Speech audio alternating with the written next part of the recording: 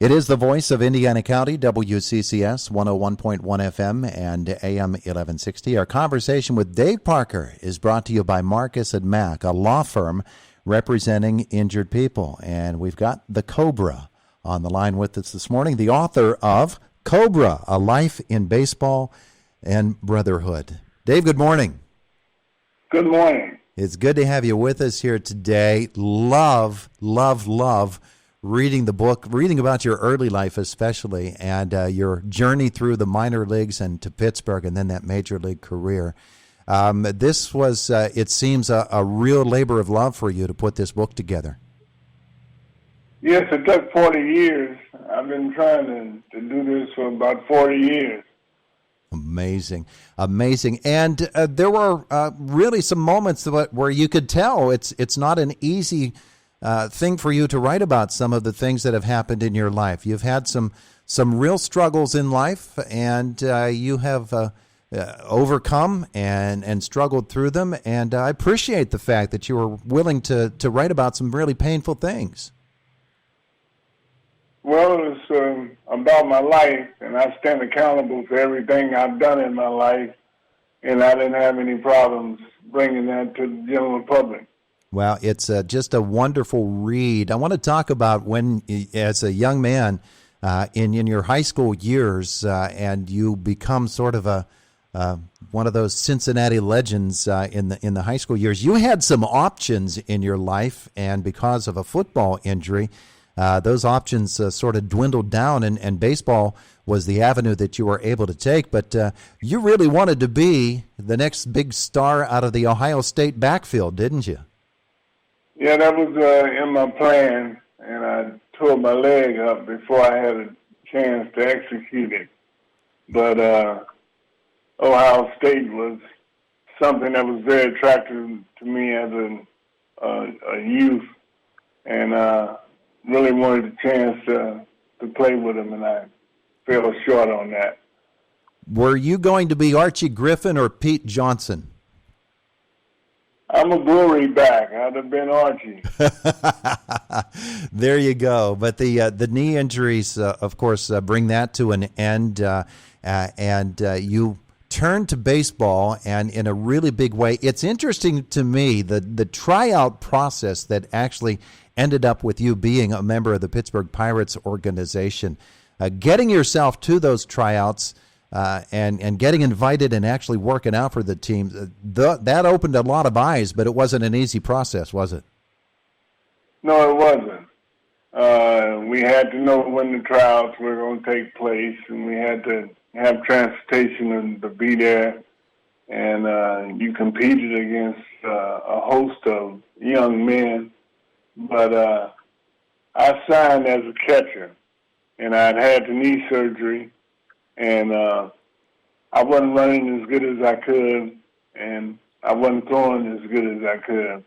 But I went to the tryout in Columbus and managed to throw well and run about a 6.5 60, which is pretty quick, but I was a lot faster.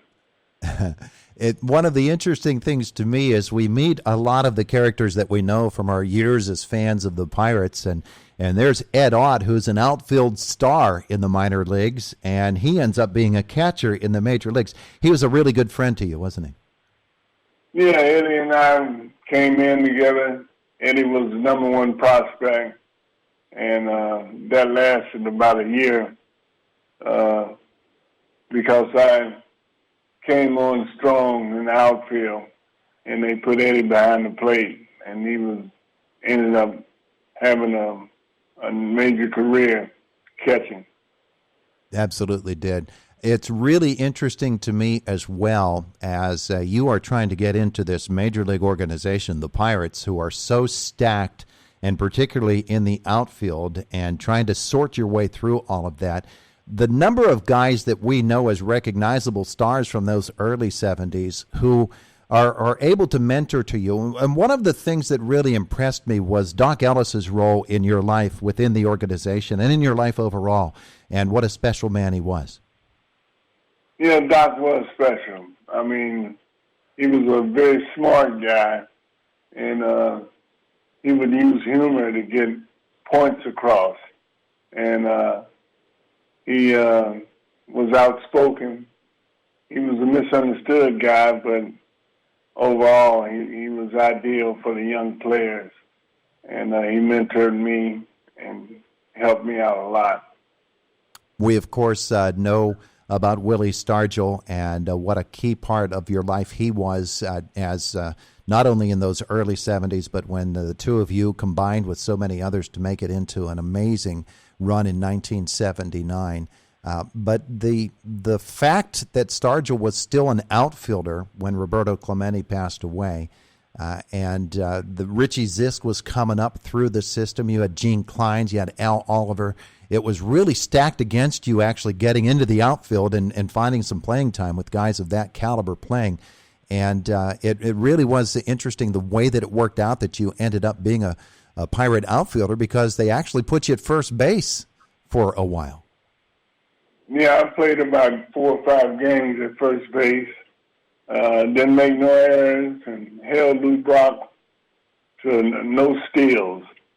So first base was something I was trying to instill an idea in Murtaugh's mind that, we could utilize this guy now. And I went to first base to try to let him know that I'm capable of playing. It was really amazing to read of your early life in the Pirates organization, coming up through the minors and all of the different personalities and the people that we know, and to get all of those behind-the-scenes stories. I want to ask you about Roberto Clemente. You did not have a great amount of time to experience Roberto Clemente, but it was such a presence that he brought, wasn't it? It was. They called him the Great One, and that's what he was. He was the guy that tried to help everybody that he came in contact with. He helped me enormously because I signed as a catcher, and I used to short arm the ball, and then took about 10 to 20 miles of velocity off my throws. And he showed me how to reach back and maximize my throw. And that paid off well for me because I led the league in assists a couple times. Once I had 21 assists in a year, and that all came from Roberto teaching me how to throw. And it helped to lead to you to become the most valuable player that you became in the National League. And, of course, we remember the All-Star game and how big of a splash you made there. All of your work at the plate and what a key part of the Pirates team that you were. As you were in the late 70s and early 80s, really dominating baseball. There, of course, was a guy over on the West Coast named Dave Winfield, and there was the great debate of the day, Parker or Winfield. And I remember very, very well, of course, I was in the Dave Parker camp. Did you and Winfield ever talk about things like that? Yeah, we did. We changed the prototype outfielder. We were like 6'5", 6'6", 240, and could run and throw.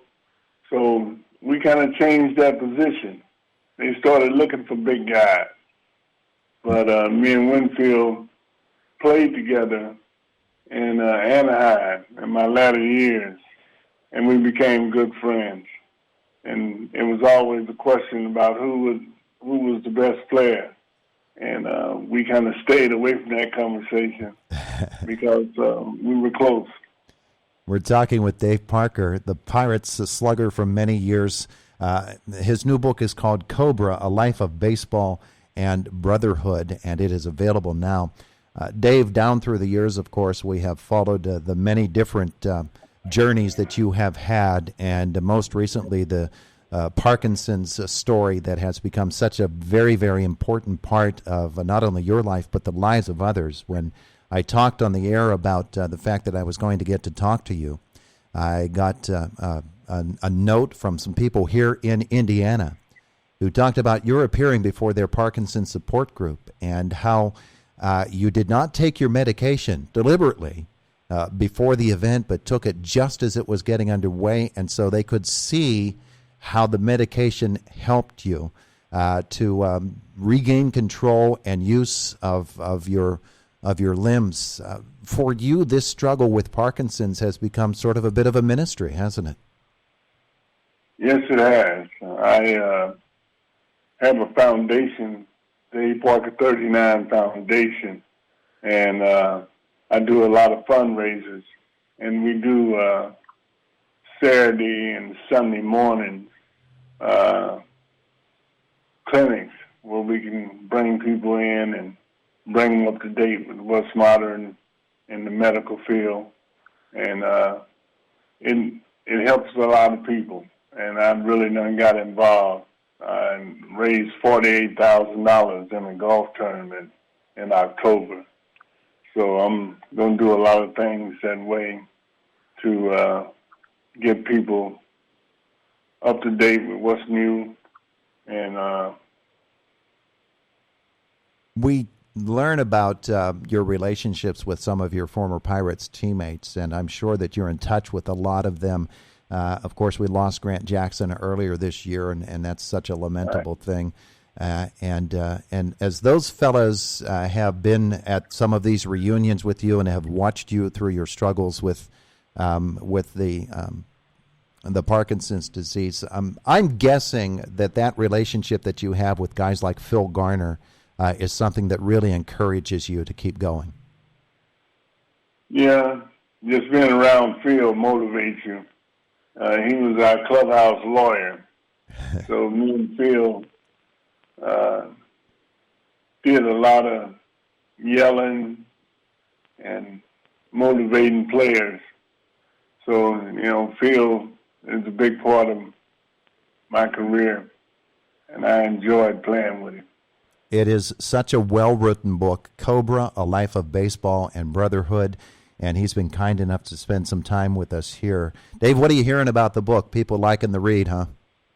Yeah, they say it's a good read, but most of the people that come and tell me about the book always tell me they always open a Budweiser before they start reading. So it's a good read, and it's benefited a lot of baseball fans. Yeah, it is. It is a terrific read. I want to thank you for spending some time with us today. Dave Parker, have a wonderful day today, and again, thank you very, very much. Thank you. Enjoy talking with you. All right, have a great day. You too.